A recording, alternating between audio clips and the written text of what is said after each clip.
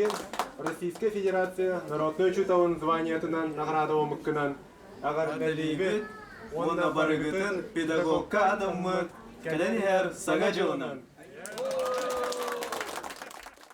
Учителя, первым из Якутии получившего высокую награду, с почестями встретили в родном городе.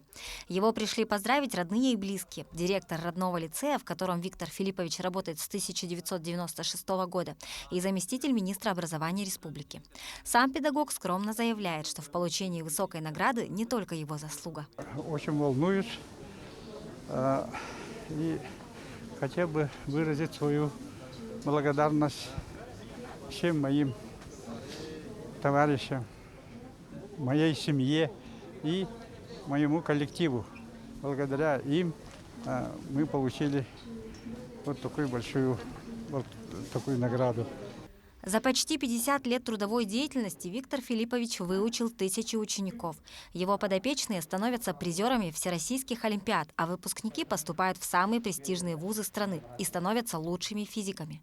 Сначала я был не очень хорош в физике, потому что совсем не понимал и не хотел учиться.